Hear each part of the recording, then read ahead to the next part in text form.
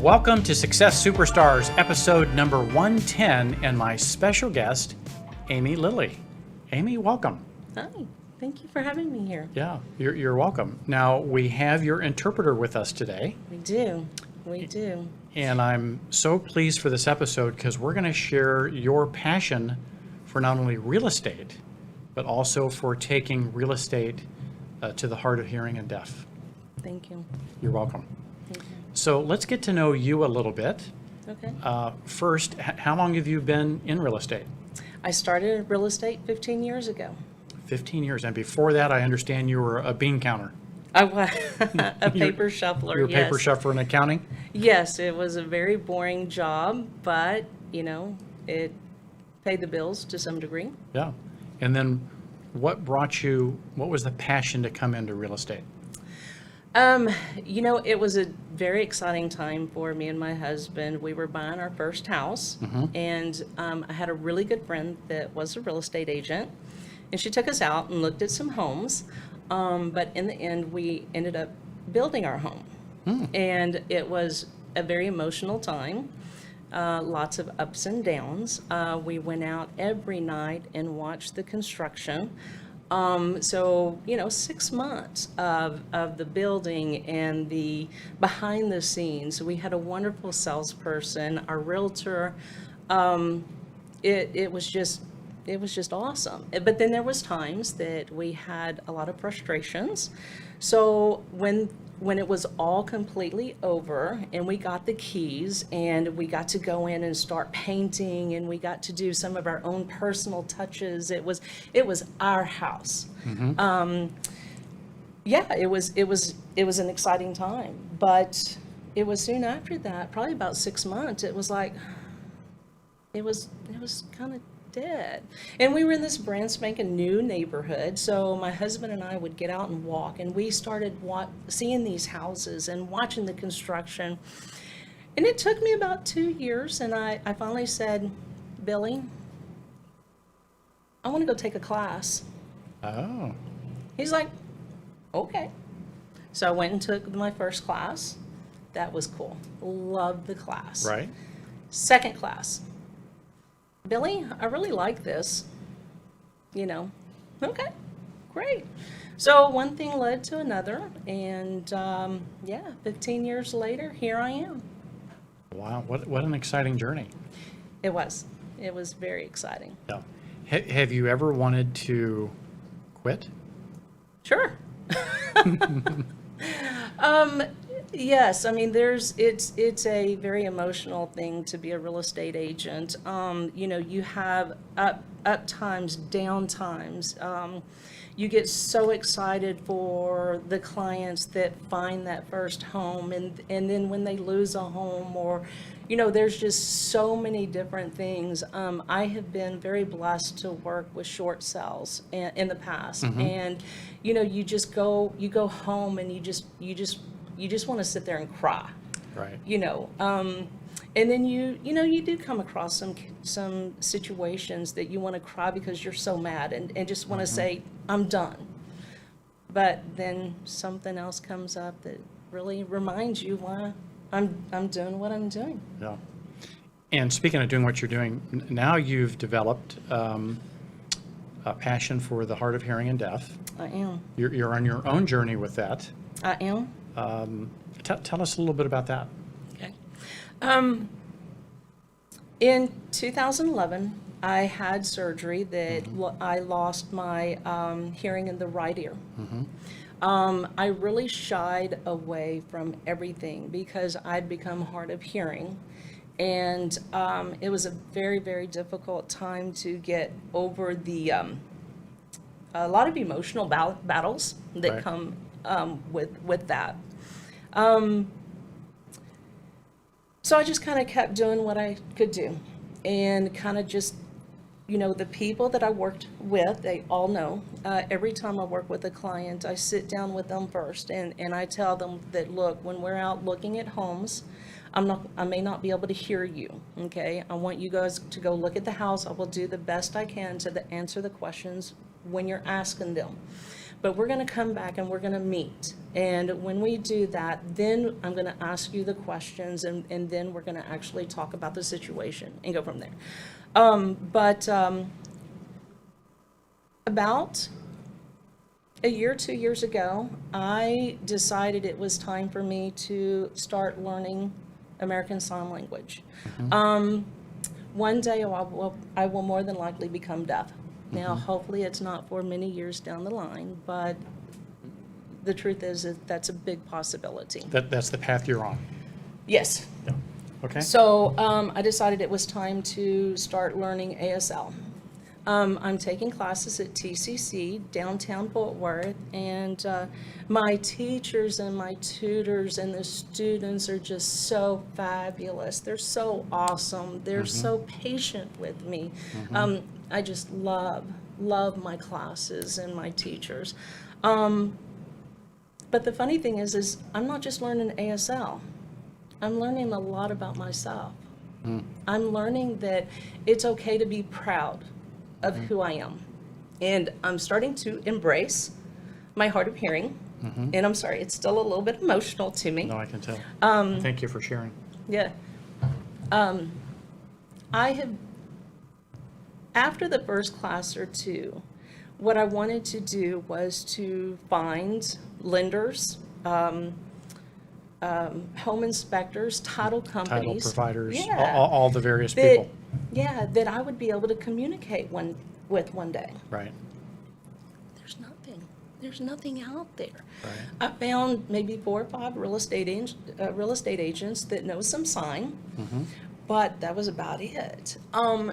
So it really got me to looking into deaf awareness in real estate. And the more that I've learned about myself and what I'm not seeing in real estate, I really feel like it's almost my duty as a hard of hearing person to get out there and do things that are way outside of my comfort zone. We know that's where all the growth is. All the growth comes from It is. being it outside. is. So congratulations on pushing yourself. Thank you. Now, I know you've had to adapt a few things. I know you shared with me, we have in-person classes, but we also have a lot that are on Zoom or other things, and you've had to make some adjustments for that. Tell us a little bit about that, and maybe, I think you have a device you use that helps. I received some new hearing aids last year. My old ones were about 5 years old, but hearing aids are very, very expensive. I was very blessed to get these hearing aids, and they allow me to Bluetooth first into my phone. Oh, awesome. So that the clarity through this is much, much better. But also before, I was kind of even shying away from some of the Zoom and the webinars because I just couldn't hear them. With this little device, I can now Bluetooth into my laptop or my computer, or I can Bluetooth into my TV. Right. So from a cell phone, it's probably safer, and from training and TV, Yes. it just makes it more enjoyable. Yes, absolutely. Yeah, Absolutely. it's amazing. And it's kind of hidden away the most of the time. Hidden away, and Yeah. what an amazing technological advancement that helps us. So you've developed this passion, and I know we've done some work within JPAR. Yes.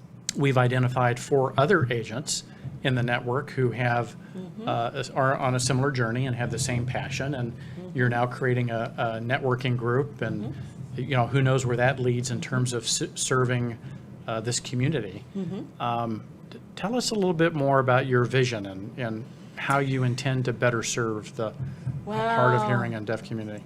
That's a very good question. I think that this is still so new that we're doing a lot of just trying to figure it out. Awareness. Awareness. First and foremost is awareness. Not only about the deaf community, but also the hard of hearing. Did you know that there is a very good way to talk to a hard of hearing person? I didn't. Yeah. Teach me. You're doing a fabulous job. You're sitting Okay. here looking at me. Okay. And you're being very clear. I think that you're talking a little bit slower, maybe. Slower than I normally do. Yes. Those are very good things to talk to a hard of hearing person. We rely on lip reading and just Right. being able to focus on you. Right. A few years ago, I was in a doctor's office, and my husband and I walked in, and this doctor is looking at her notes on her phone and on her computer, and she's not even looking at me. And it's a very frustrating thing to do that. I never saw that doctor again. Right. So we as real estate agents, we need to listen and understand our clients' needs. And sometimes that needs is just how to communicate and how best to communicate. Right. So sometimes it may or may not be signing, but just looking and focusing and making sure that that your client is understanding what you're saying. Right. So, that's something else I want to make sure that agents are aware of. Being present, right? Staying in the moment. Yes. And really listening to understand versus listening to what I'm going to respond or say. Yeah. So those are all lessons that we all learn, whether we're, That's true. That's true. full of hearing or hard of hearing or deaf. So Yeah. We need to understand we're not hearing too. yes, yeah. So much of communication is what we're not hearing. What we're right? not hearing. Yeah. Yeah. What's the story behind the story and the body Absolutely. language and those kind of things. Absolutely. Well, so I'm so glad you're able to come and share a little bit about your story. Is there anything else you'd like to share with the audience?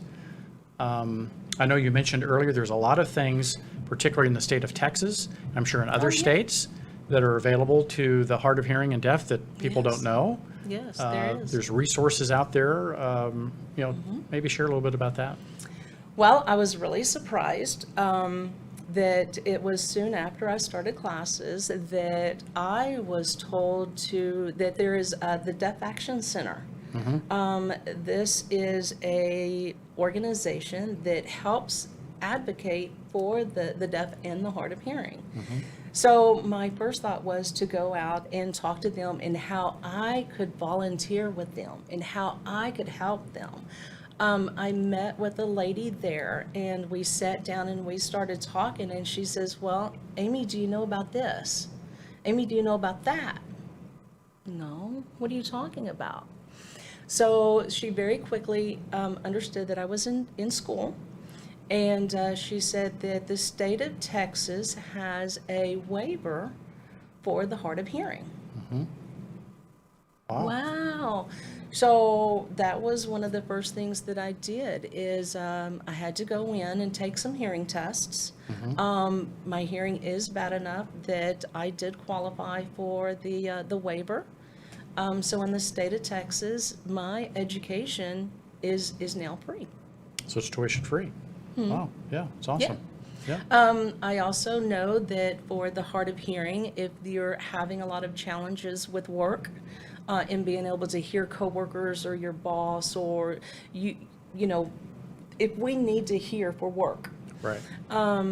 There is a program with the Texas Workforce Commission that is out there to help qualifying people with either hearing aids, or maybe an alarm clock to wake them up in the morning, or there's so many different things. Well, it's so important because we know real estate and jobs go hand in hand, right? And so with jobs comes full employment, which creates the opportunity to be, first-time home buyers or move-up buyers. And so I know that's your passion to help people get into homes, so that's super important.